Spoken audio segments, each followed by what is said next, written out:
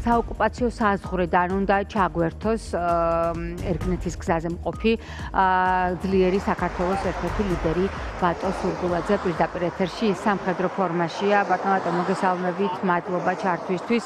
ძიმე დღეა დღეს საქართველოს ისტორიაში 7 აგვისტო რუსეთის ცხელი ომის დაწყების ბოლო ფაზიდან 18 წელი გავიდა. სად ხართ ახლა? სად იყავით მთელი დღის განმავლობაში? მოგვიყევით შეიძლება.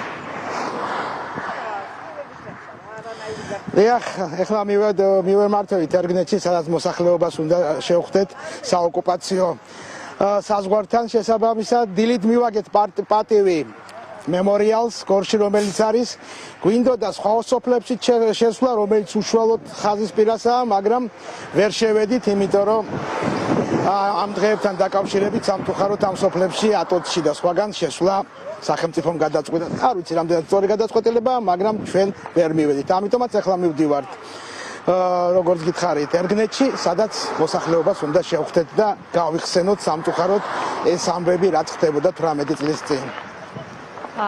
ბატონო, თქვენ ხედავთ, რომ საქართველოს მმართველი ძალა 8 აგვისტოს აღნიშნავს ამ ძალიან ტრაგიკულ თარიღს, ისევე როგორც რუსეთი. დანარჩენი მსოფლიო ომის დაწყების თარიღად 7 აგვისტოს ასახელებს.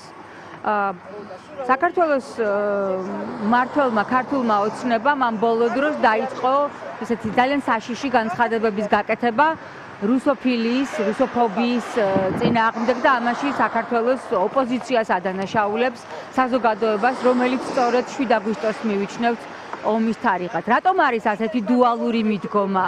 რატომ ხდება ასეთი ორთარიღოვნება? ყველაფერში ორი თარიღი გვაქვს ახალ წელში შობის აღნიშვნაში, ახლა უკვე ომის დაწყების თარიღიც კი გაყვეს შუაზე. რას უკავშირდება ეს ყველაფერი თქვენი აზრით? ის რომ რუსოფილები ყავს მთავრობაში და მე უშუალო მონაწილე ვარ ამ ყველა ამ მთელი ჩვენი უბედურობის ამ ომის დაწყების და ძალიან კარგად მახსოვს როდის დაიწყო ომი, ძალიან კარგად მახსოვს, მაგრამ ჩვენი რუსოფილი ჩვენი მტრების მოყვარული მთავრობა რა თქმა უნდა აკეთებს ისე როგორც რუსეთს უხარია და მეტი არაფერი, სხვა აქ არაფერი მიზეზი არ არის. ჩემ და სამწუხაროდ რა თქმა უნდა.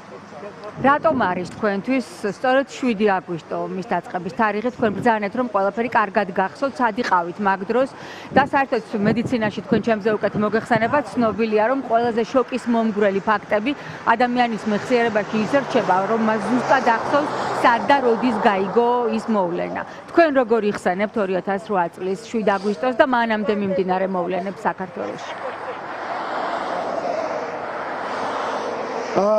სიტუაცია იძაბებოდა და ეს გძნობდით ამას ყველას, მაშინ მე ჯადათვის სამინისტროში მუშაობდი და დილით შემომევიდა ზარი, რომ სასწრაფოდ მივსულიყავით ჯადათვის სამინისტროში. საათ შეიქმნა შტაბი და მე ჩამბარდა მთელი ეს ევაკუაციის საკითხები, საავადმყოფოებში დაჭრილების გადმოყვანა, როგორც მეომრების, ასევე მოსახლეობის გადაყვანა და მე პირდაპირ ვიტყვით ჯადათვის სამინისტრომ. მაშინ ძალიან მაგრა ვიმუშავეთ, მართლა ძალიან კარგად ვიმუშავეთ და მე ვამაყობ რაც გავაკეთეთ მაშინ.